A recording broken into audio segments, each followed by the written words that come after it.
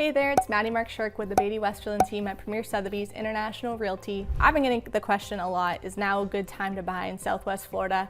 Well, in this video, I'm gonna dive right into statistics in Naples and Bonita Springs and just give you the historical data so you can make your own decision on whether now is a good time to buy or what's currently going on, analyzing all the trends. I think it's important to just kind of take a look at the big picture and get pure data and make your own decisions for yourself. In this video, we're gonna discuss are prices increasing or decreasing, are homes staying on the market, are they selling quickly, what's going on. Anyways, why don't we just jump right into it. I just want to say right away, it's important to understand that in Naples, Bonita Springs, Cape Coral, Marco Island, Estero, Fort Myers, all of these locations in Southwest Florida, the real estate market is quite cyclical in nature. In the summers, it's much slower pace, less people, homes don't sell nearly as quickly at times. And then in the winter months, homes tend to sell a little more quickly because there's more people and a lot of people list their homes in peak season, which is usually January through April. You'll notice that homes are probably going to sell quicker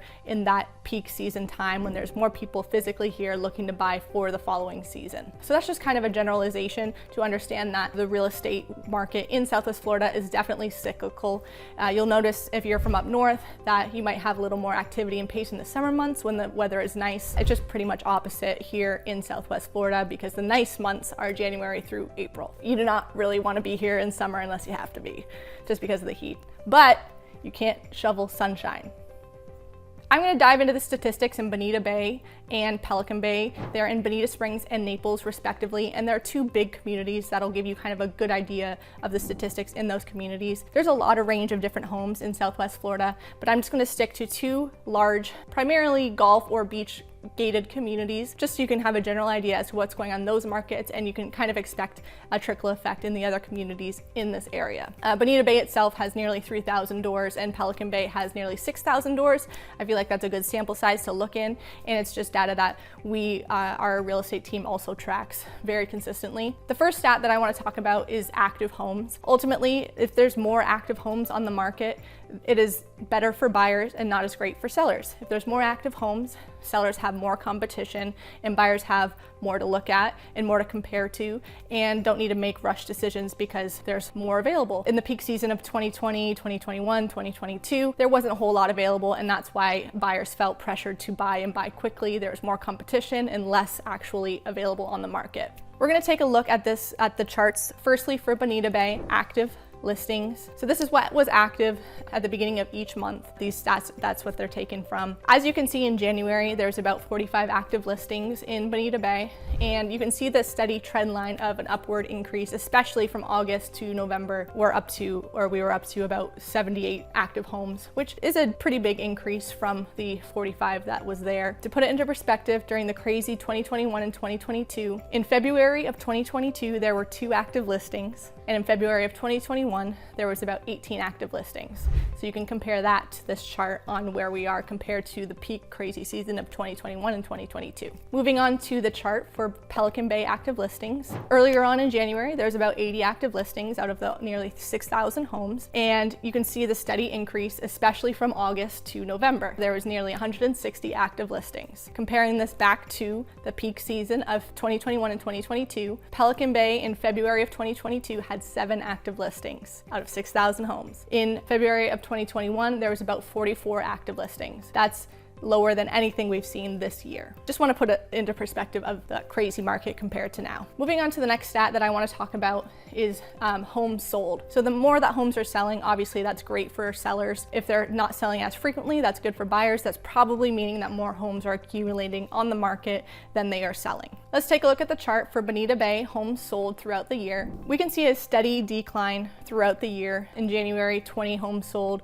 In the peak March, sold nearly 30 homes that month. And we've just kind of slowly been coming down. In November, sold between 10 and 15 homes. Not as frequently selling as they used to. Comparing it to 2021. In 2021, in February, 21 homes sold versus February of 2022, 16 homes sold. Moving on to Pelican Bay homes sold. Throughout the year, we can still see a steady decrease in homes that are selling. In the peak, we had nearly 50 homes sell in about March of this year, but since August, not very many homes have sold, as low as 8 sold in November out of 6,000 homes. Comparing this to 2021 and 2022, in February of 2022, 14 homes sold in Pelican Bay, and in February of 2021, 51 homes sold. So if that kind of tells you, and you can compare it to the rest of this picture. The next stat that I want to talk about is days on the market. Pretty self-explanatory. The more days that the homes are on the market, usually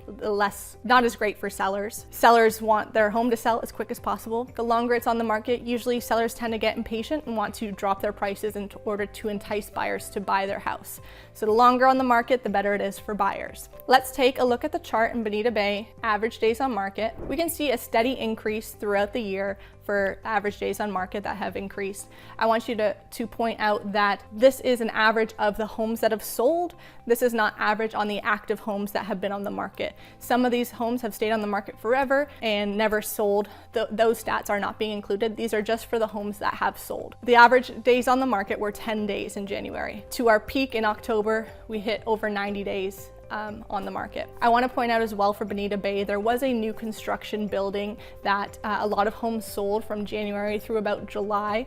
Pre-construction prices. A lot of these homes skewed the data, so I removed any new construction or pre-construction sales from the data. I focused only on resale properties. The new construction high-rise, Omega, a lot of them would stay on the market for say 200, 300 days. That really threw the data off. A lot of times people don't want to buy before the building is built or they can even see the unit, so it is very common for that to happen. So again, these are just resale prices for Bonita Bay. Again, I just want to point out the increase on the average days on market. If we take a look at Bonita Bay average days on market in February of 2022, that average days on market was about 32 days. And in February of 2021, 72 days was the average. You can compare that to this chart. Next, average days on market for Pelican Bay. As you can see, there is a slight increase throughout the year. The peak did hit over 70 in August. We can see an increase in general, but nothing too outrageous out of the homes that have sold. Again, this does not take from the data of the homes that have not sold in these months. Comparing this to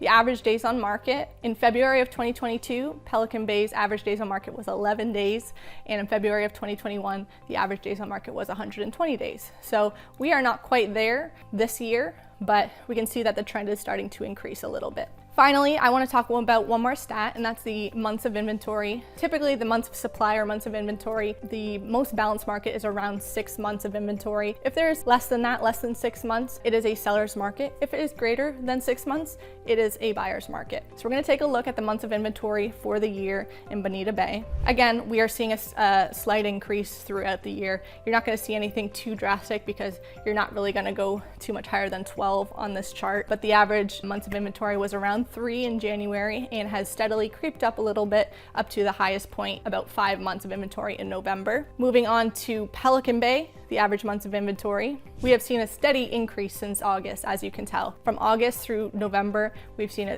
quite the spike of the months of inventory, and it has exceeded that 6 months level of the balanced market, making it more of a buyer's market, as the stats show in November. As a general rule, it has increased, and obviously this is a good thing for buyers. Not as great for our sellers, but it's still not that crazy, as 6 is considered a balanced market. As a general rule of thumb, it's important to take this with a grain of salt. I'm only analyzing 2 communities, but it just kind of shows grand statistics of what's going on in Bonita Springs and Naples, respectively, in those 2 big communities. We can expect a general trend like this. I mean, the fact that both of these 2 communities are showing similar trends is a good indicator of what's going on in the market. It's never really a bad time to buy if you really want to buy a place down here and have a second vacation home, or if you're looking to upgrade or whatever it might be. Of course, a lot of this has been impacted by high interest rates. Fortunately for our area, there are a lot of cash buyers, so we do feel like that the high interest rates have affected this area a little less than some other areas of the country.